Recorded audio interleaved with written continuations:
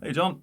So just quick video on the last lesson we did there. So what we did was some just no plex sort of just hand technique, some strumming patterns, finger picking pattern, and a couple of new chords as well, just to kind of build that foundation, just to give you the ability to play whatever song might come your way, and the chords that are going to come along with that. Okay, so the chords first anyway. We're just we did a couple of seventh chords, so your basic major and minor ones, right? So these are variations on major chords that we've already got. So first of all, we've got A major here. Okay, now if you play it like that, that's no problem with your fingers in a row like that. I generally recommend doing it this way. First finger about halfway up to the fret on the G string, and remember the names of the strings: Eddie, 8, Dynamite, Goodbye, Eddie. It works. And so about halfway up there. Now normally you want to go right up to the fret, but we need to make room here. So middle finger goes on the string above it, third finger goes on the string under it. That way both of these two are right up to the fret where you want them, and this one is about halfway up, which is fine. But either way, A7 is where the middle one, the G string in this case, is left open. So it should sound like this. Block, make sure you get that E string out of there. So if you're doing it like this, raise the middle finger. And if you're doing it this way, raise the first finger. So it's A with the G string open. Now, in other words, what we've done there, which is important as well, it's not, the fact that we're leaving the G string open is kind of incidental. What's really happening, that's an A note there, and we're taking that, an A note in the A chord. So it's the first, or the eighth you could say, but we'll get into that later. So we've taken the note that has the same name as the chord down by 2 semitones or 2 frets. Okay, so that's really what matters about, where that chord comes from. Next one, C, we've got C major. I'll give you 2 variations on this one. And again, just note them down because they will be important later on. So first of all, we did C7. So there's a C note there. Okay, now we don't need to reach up for that, but we'll take that down by 2 to get C7. So that's C plus your little finger, third fret on the G string. Now another one I want to do as well is C major 7. Now just keep in mind, they're both variations on major chords, but C7 and C major 7 are not the same thing. A major 7 is when you take the name note of the chord down by only 1.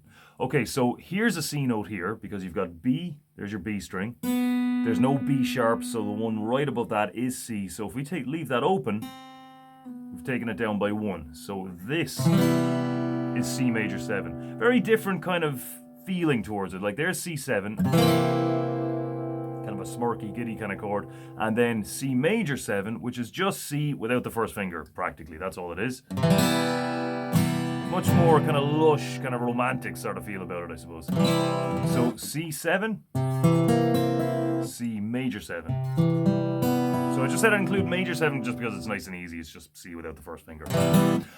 D, so you had that one already. So you're basically, so same thing is happening here. There's the D note there, because B, no B sharp, so C, C sharp, D. And we're taking that D note down by 2 to get a D7. Okay, last one. We'll go for F major 7. So F is a bar chord of E. You take your E major shape and take the whole thing up by 1. Now, here, this one here, first fret of the first string, or the E string down here, because remember this is the first string, this is the 6th. There's an F note there. So if we take that down by 1 and keep the rest of the chord more or less the same, that's going to be an F major 7.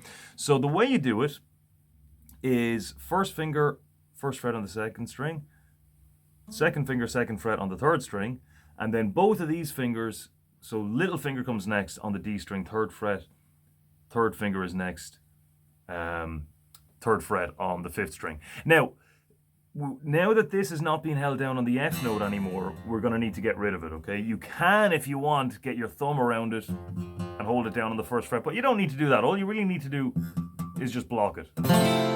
So there's F major 7.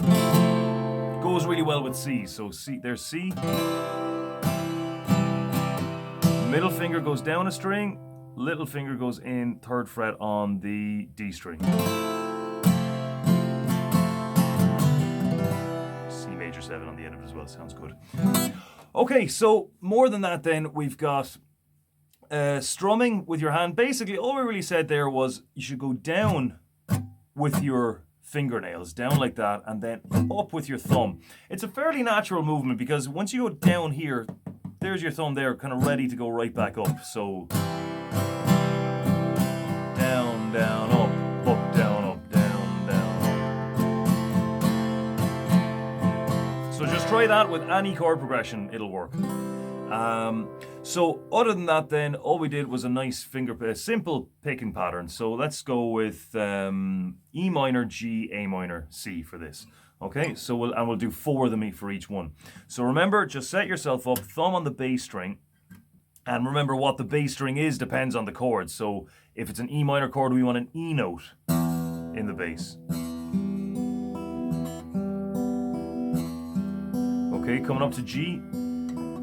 Now we want a G note in the bass for that G chord, and there it is there, because E, there's no E sharp, F, F sharp, G. And these 3 fingers stay on the 3rd string, 2nd string, 3rd string, yes, 3rd string, 2nd string, and 1st string. And just keep your movements nice and small, just so you're not having to look for the strings. They should just be right there ready to go. Then A minor. Now we've got an open A note, open A string, A note at the bottom of the A chord, so we're bringing it down here. Then C, same again, A string, because we're holding down on the 3rd fret, which gives us A, A sharp, B, no B sharp, C. Okay, here we go. So 1, 2, 3, 4, E minor. 4 on each one. G is next. A minor,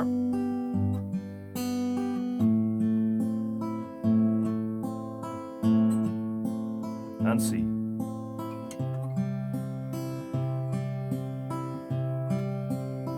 E minor,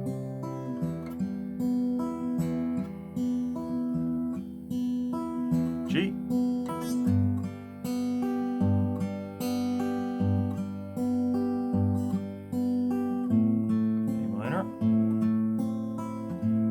and C.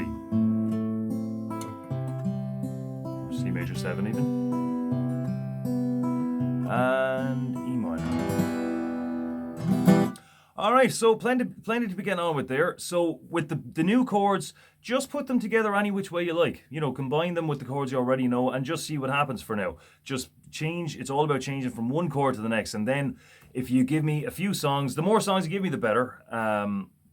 And then they'll definitely come in handy there. So so take your time in that, get your head around the chords, put them together, you know, just like you did with the basic chords. You know, just change them from one to the next, and see if you can incorporate that picking pattern as well. And we'll get back on it next week. Have a good one.